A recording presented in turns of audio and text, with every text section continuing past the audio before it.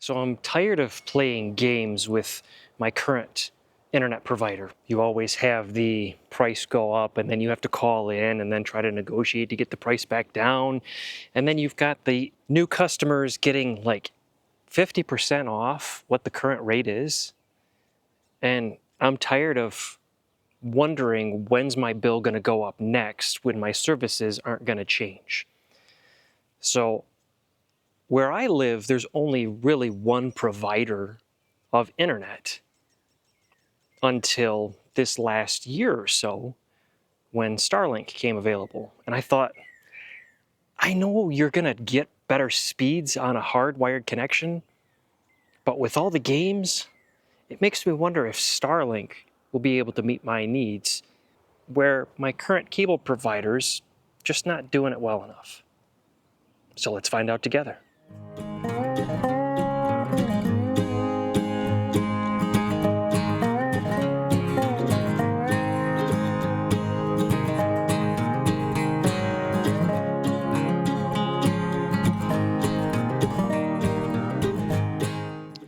So if I run a speed test on my current internet provider right now,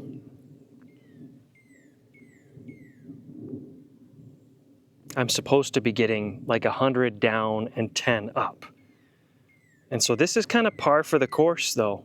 You see 58.5 down and then up might fluctuate, but I'm really noticing the issues with the upstream speed when I'm trying to live stream. Last week's live stream that I did, I kept having a lot of different disconnects, and it's a big issue when you're the one running the stream. So 58 down, 11 up. I think in my area, Starlink is supposed to be anywhere up to like 300 meg down and like 25 up, like 14 to 25 up. So I figure let's try it out and find out together. So the package just showed up. We'll get into that, see what came inside, and then we'll see if we have enough time to try and turn this thing on before the live stream tonight. So I did order a separate mount. I don't know if this is actually the mount or the accessories. So kind of looks like it's the accessory kit. So maybe the mount still has to show up. All right, let's see here. No, maybe this is the mount kit.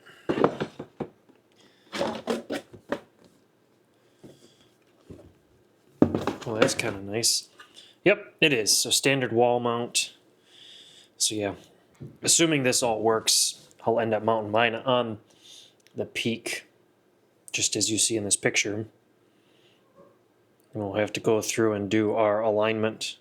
But before we get to that point, we kind of need to make sure that it's actually going to work. Interesting. So that's kind of plastic, plastic.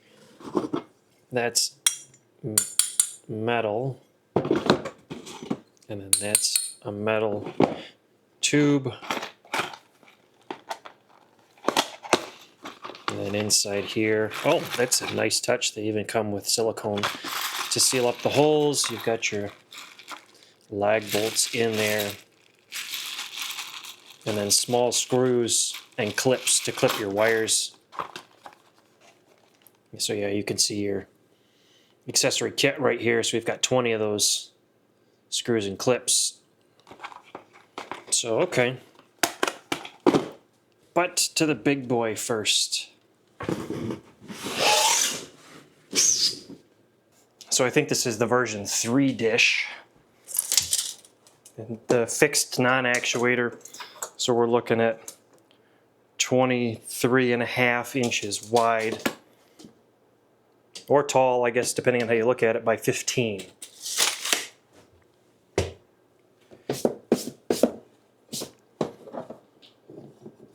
Oh, so it does have, I thought this was fixed. Nope, this is, actually allows you to set it down on the ground and angle it. So that's kind of a nice touch.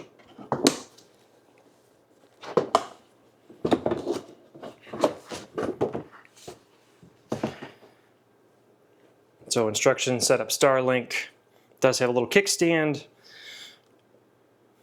Wires going to the wireless router, and then the power brick So 110 degree angle, field of vision, I guess, and you get a 20 degree angle. So they recommend, you know, not around trees. Well, if you look around me, I've got lots of trees, but if we get it up high enough, I'm hoping we don't have any problems. And accessory-wise, we've got the wireless router, which I believe this does have Ethernet ports on the back, which some of the old models did not. You actually had to buy a separate adapter. This is nice that it comes with it. So you've got your dish connection and your power connection. You can actually hook these up DC to DC, which, again, if this whole setup actually works for my needs, I'll end up going DC to DC to get a direct power connection straight from my battery bank. Here's the AC to DC power supply, AC power cord, and then connecting cable, cat cable that goes from the dish to the wireless router. It's funny, this actual brick almost feels like it's the same weight as the dish itself. So I've got about 20 minutes before the live stream downstairs, so let's see if this actually works. So one of the first steps in this setup is downloading the Starlink app, and we're going to hit check for obstructions, and I have the Starlink standard. So find an open area and scan the sky.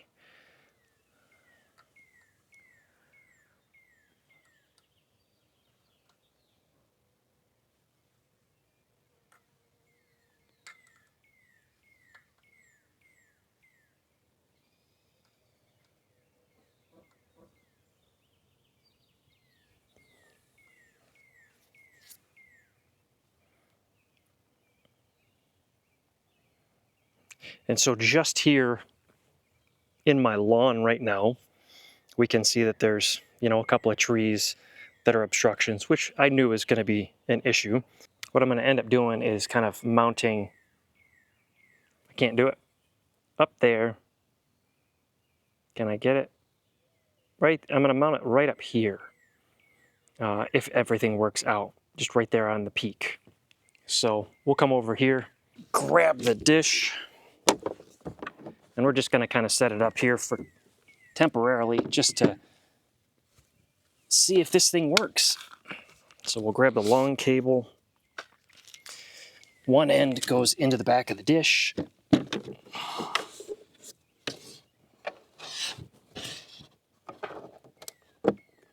You do have to push a little bit because it's got that watertight gasket.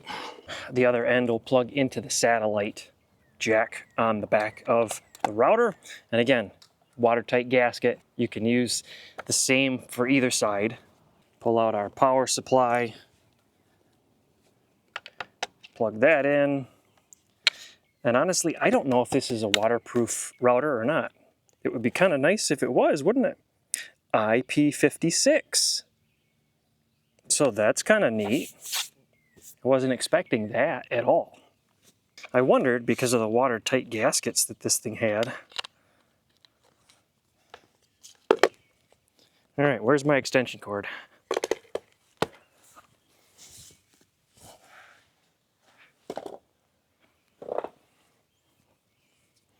So we'll plug that in.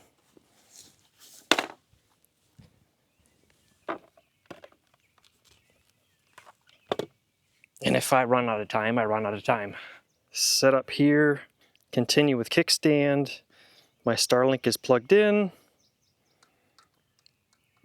Connect to that network. Starlink. Go back to the app.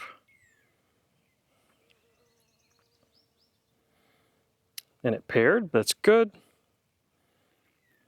All right, so we are booting up. Searching for satellites. I'm probably right in the way. Entering the network. I hear it making a little bit of noises. It's funny, it almost sounds like the old dial-up network. Just a faint version of it. But this is kind of nice that it doesn't move anymore. Doesn't have the actuators in it like the original ones. You just end up pointing it one way and then it has its sensors on the inside, and it figures out orientation and proper alignment. I'm guessing that I'll have to go through and redo this setup when I get it mounted up there. But why go through mounting it if it's not going to work? So let's find out down here first, because I know I'll get much better signal when I mount it up there. So if I get good signal down here, I should get better signal up there.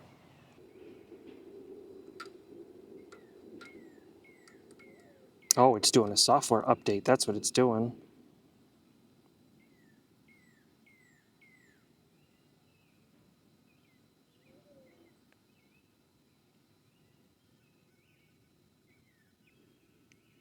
So align it.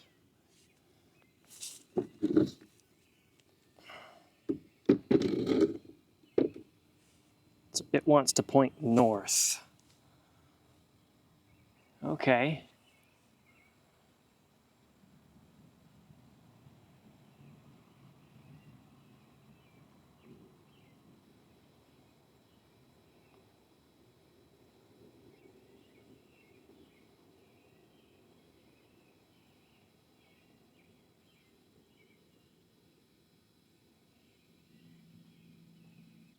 Set up my Wi-Fi.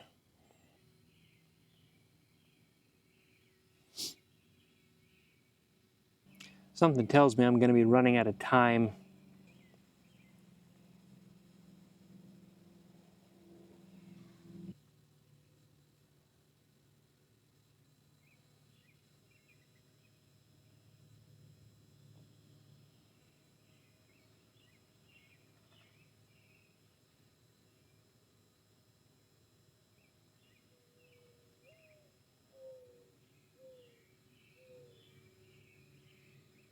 So on the ground, about 100 down, 94 down. Up speed, 20 up, which isn't bad. I mean, it's somewhat similar to my current cable speeds. But let's let this software update run, and I'm betting that I'm going to have to go downstairs and get ready for the live stream. So we might have to pick this one up tomorrow, because by the time I get done, it's going to be late. All right, so I'm up here on the roof. I'm going to try and mount that bracket real fast and see if we can get some even more improved speeds from Starlink. I did run some tests last night, and it was at least matching or exceeding my current speeds for download. Uploads seem to almost always, stupid bee, uploads seem to almost always exceed my current upload speeds. So we'll get into the Starlink box, and the instructions say, grab the bracket, mark, drill, and mount your bracket. So we'll do that first. So I'm thinking of just kind of putting it right up here. Get my leveling app out, and then we'll mark with a pencil where we need to drill. This is a 1/4 inch drill bit recommended by the manual.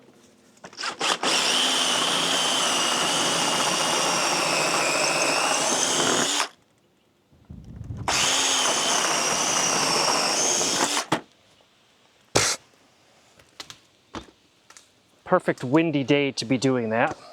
And then they come with lag bolts.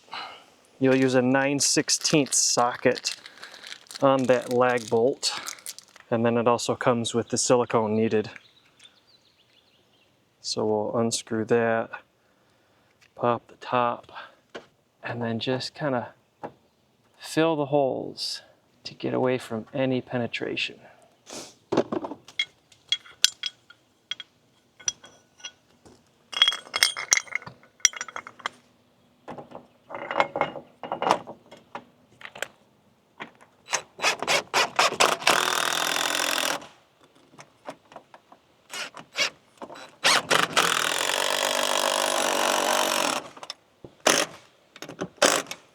And then just for good measure, recheck our level, and we're good.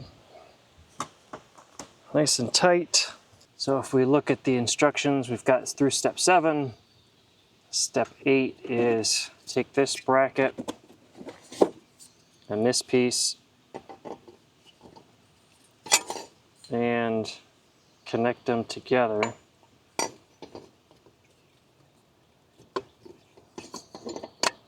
Okay, so it only goes one way, and there's a dot here and a dot here to line up.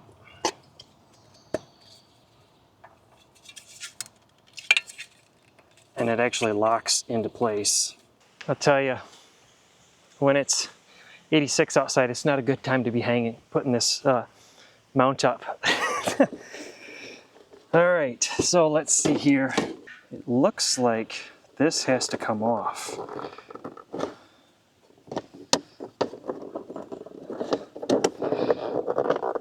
Okay, so you have to lift up here with your finger and then slide back. And that takes that off, and then we're replacing it with this bracket here. This is the direction that it's going to go. It's got 2 teeth that'll sit and lock right in here. But I need to run the cable first. I need to read the instructions. So number 10, feed the cable up through here first, and then plug it in.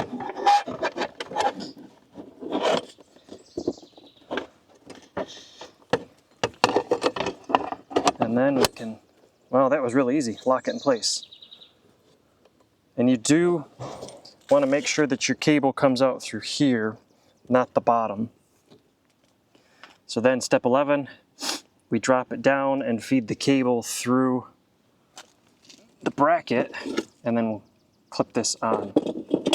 Okay, so all this wire, well, I guess you don't have to do that now, but so that just drops down. Our cable feeds through here.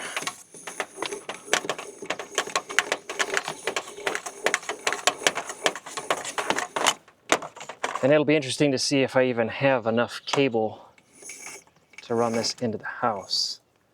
I don't know. And then this piece clips up in here, just like so. And then for the time being, I'm just gonna take this cable and throw it off the edge so that I can reconnect it, and we can make our adjustments to our dish before I tighten everything down.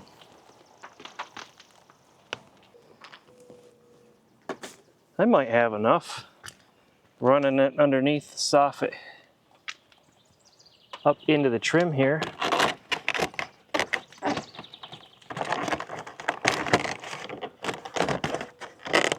Maybe put a screw up in there.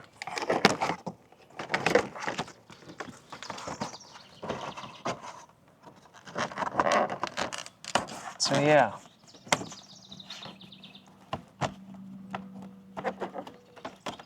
I'll have to pull out the longer ladder to be able to run it all the way down. So that's not too bad. We'll save our bracket and all this stuff.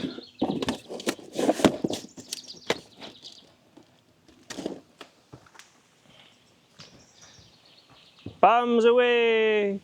Oh, and it opened up. Oops. Okay, so here we go. Starlink is starting. Let's do our alignment. It says it's pointed in the right direction. See if we can turn this just to make it perfect. All right, and then we're gonna take this and turn it, and it's gonna lock it in place. There's teeth inside here and on the bottom of here that will stop it from moving. So it pinches that vertical pipe. Does it turn a little bit? It might have. Oh my goodness, when you tighten this down, it really tightens it down. We're within that range. So, reset obstruction map. So then we're going to let it rescan everything. We'll just do a quick speed test.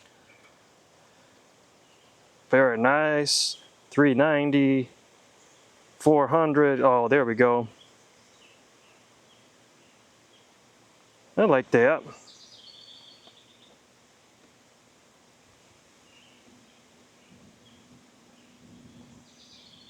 Up speeds. Yeah, so-so.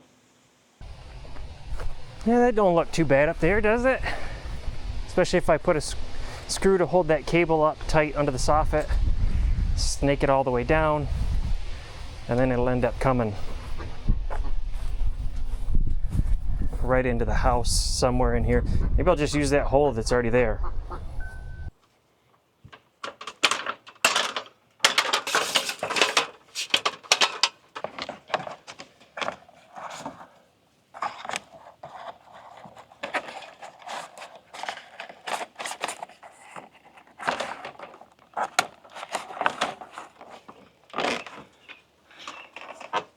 All right, are we gonna have enough? Oh, yeah, looks like we should have. I don't know what you could see. Looks like we should have enough to go down into the utility room right by the midnight inverters.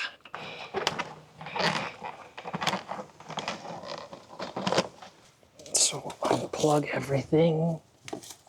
Downside is you have to have a pretty decent hole in order to get that to fit.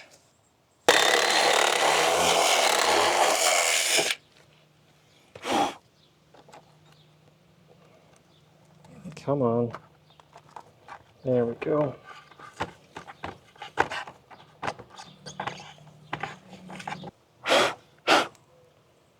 And we will seal up the hole. All right, so there's our line. And let's just run it along this line here for now.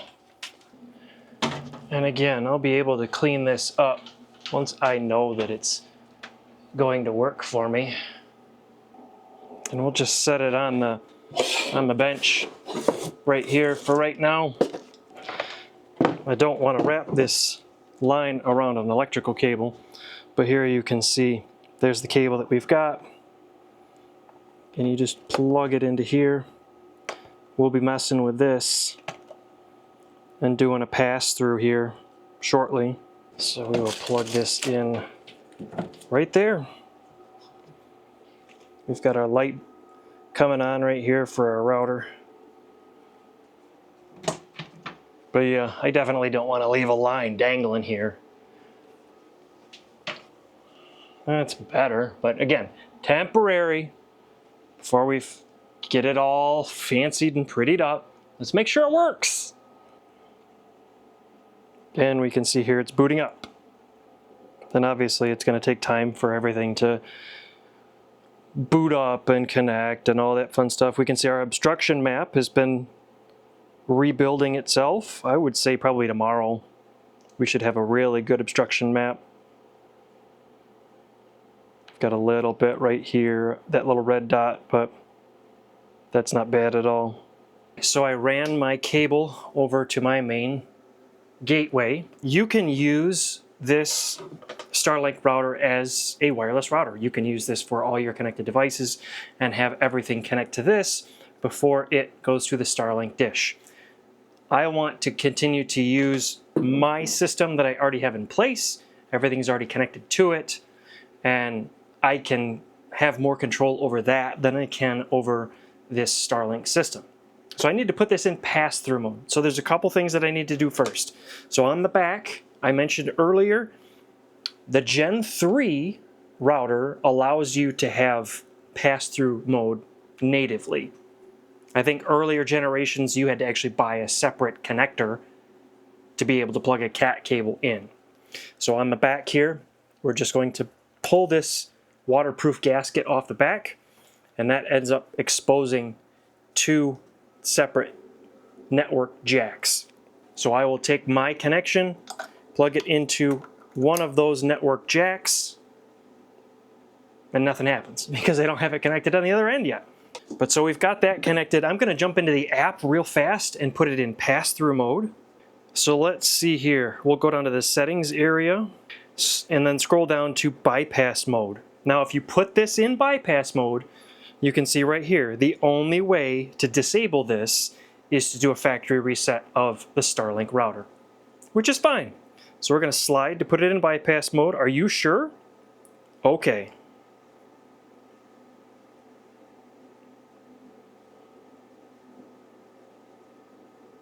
And then it's going to lose access to this because this is only going to be serving an IP address to whatever's downstream and connected to these bypass jacks. So you can see here in the app, Starlink unreachable, and then I don't have my Starlink Wi-Fi anymore. So this does disable the Wi-Fi in here, which is fine because I don't need it. And then I ran my cable from the other side from the Starlink bypass jacks. Right here, I've got plenty of extra so I can move it around. And right now, I'm using this Unify USG gateway connected to my cable modem. So I am going to see if I can do this without having to reset the gateway. Sometimes you might have to, sometimes may not. So I'm going to unplug my cable internet, wait a few seconds, and then I will plug in the Starlink connection. And we're starting to get activity on this line here. There we go. That's good to see. So let's open the Starlink app again. So now that I have connected it through bypass, now we can see that my Starlink is online. The network section is grayed out. Let's just do a speed test. iPhone to internet, start.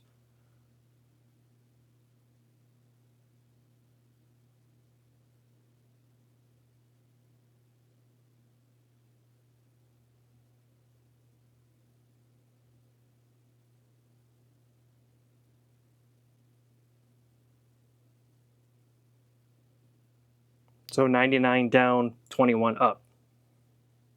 Down speed, again, is still somewhat similar to my current speeds, but up speed is twice the speed that I would get normally. We look at statistics real fast. 99.8% ping success. Latency 25 milliseconds. 39 watts of power draw. So now we just let Starlink do its thing and see how it works. I've got a month to test it out. Again, I want to test it during one of those live streams and see how my connection works there. And I want to get past the 30 days to see, is this something that I'm going to keep? Is this a viable solution for cable internet? Well, it's been just under a week since we've got the Starlink dish installed and then the internet hardware in the house switched over from my current cable provider to the Starlink internet. And overall, things have been running well. I think I have had maybe 2 different instances where, like, my VPN when I'm working during the day would disconnect. But other than that, things have been going pretty well. So if we open the Starlink app and take a look, statistic-wise, 99.9% ping success in the last 15 minutes. Latency 23 milliseconds. Outages in the last 12 hours, nothing over 2 seconds. If we look at 0.1 seconds, there was a couple instances, but nothing that actually resulted in me even noticing. If we look at the obstruction map, we've got a really good coverage. The only obstructions we have is just a giant cottonwood tree that we have over here, and that's what this red is. But right off to the edge, everything else has really good coverage, so that's good. Look at our alignment. We're still perfectly aligned. And if we run a speed test right now,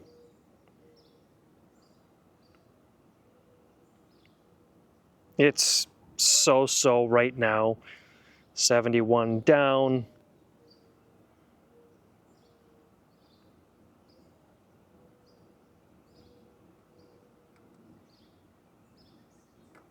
Then 11 up.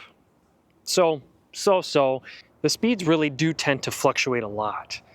The upstream speeds seem to always be 10 or above, whereas the downstream can really fluctuate from, I think I've seen it at 40 meg down before, but I've also seen it as high as like 330 meg. So it really bounces all over the place.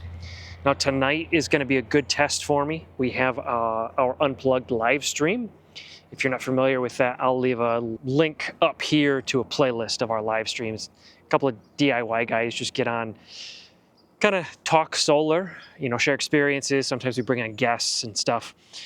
So that'll be a really good test of the internet tonight. And then I believe I am on deck for next Thursday night at 8 o'clock Eastern to host. So really, next Thursday night is going to be like the biggest test that I have for this entire internet to see, is it really going to fix the issues that I've been having during my past live streams when I'm hosting? Because it seems like the last 2 or 3 times, either it's completely disconnected while I'm hosting, it fights all the way up until I start hosting, and then it, for whatever reason, ends up smoothing out, or halfway through the stream, it starts getting really choppy to where I'm seeing blurriness on my side, and even folks in the chat are commenting about how things are getting blurry. And they all know it's me. It's just kind of seems like if anybody's going to have internet issues, it's going to be me. So I'm really looking forward to actually testing that out next Thursday. That's going to really kind of solidify whether or not I'm sticking with this, or is it going to end up going back? Well, it is the Friday after our Unplugged live stream. I did end up using Starlink for my internet connection on last week's Unplugged live stream, and it went okay. I think there was one time where I ended up having just my live stream connection completely drop out, which that led me to believe that it might have been something more live stream software related than my internet dropping out. But even Eric and Rodney said that last week it seemed to go a whole lot better than it has in the past. And if you're familiar with my track record of my internet connection during our live streams, you'll know what I'm talking about. And then last night, I was hosting the live stream, and it just seemed to work flawlessly. I ran a speed test before the live stream began, and I was pulling down 230 to 240 meg, and then I was having an upload speed of around 35 to 40 meg, and it just worked great last night. I was like, yes, finally! We had a live stream without any technical problems, at least from the internet standpoint. So in looking back and talking to my wife, I think she's mentioned 2 times where she has noticed the internet dropping out. One was watching a video early in the morning, and then another one was during a torrential rainstorm. But other than that, it's just worked, which is great. You can tell when you have either less satellite coverage or maybe even like the Gen 1 satellites going overhead, because your speeds do slow down a little bit, but not enough that you actually notice for an extended period of time. From my standpoint, it does seem like it could be a viable alternative for my cable internet provider. Now, yes, it is going to be more expensive than my cable internet provider, but I'm just tired of the games. For the longest time, I have had one option, and if I didn't have that one option, I was just out of luck.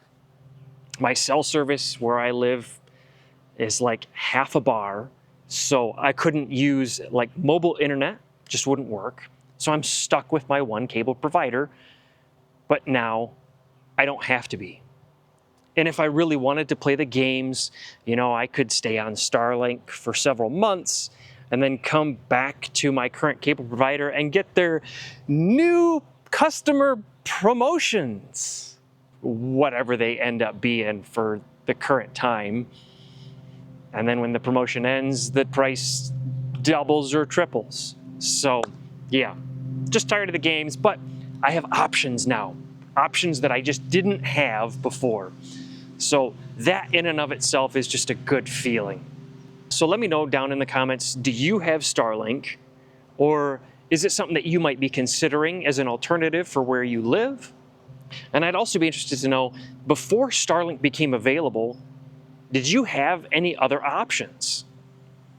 Because I know that for some of the folks, especially a lot of the off-grid folks, they don't have cell service where they live. They don't have regular internet service where they live. So until Starlink came out, that was it for them. If you're interested in taking a look at Starlink, I'm going to leave a link down in the description. It's a referral link, and what that referral link does is if you sign up using it, you'll get 1 free month of service using Starlink. And just for full transparency, you'll get a free month, and then I'll get a free month as well. So we kind of help each other out. But it's been a great test. I'm going to continue to see how it goes through the last couple of weeks of my trial. But I have a feeling that I'm going to end up ditching my cable provider and just sticking with Starlink for the time being. You know, having that almost disconnected feeling. I mean, it is, but it isn't. But it is. It's kind of nice. And then also having those, you know, faster up speeds and faster down speeds. Yeah, it's nice. And I love the technology. I mean, I know that they have had satellite internet for a long time, but it's always been so expensive. And you get like 2 meg down, but now you don't have to have, you know, 1 meg down when you have satellite internet. You can have speeds just like you would with any other internet connection. So with that, I'm gonna let y'all go. Y'all stay safe, stay cool, and that sun's just beating on me. I need to go inside. Stay cool, and we'll catch up with you later.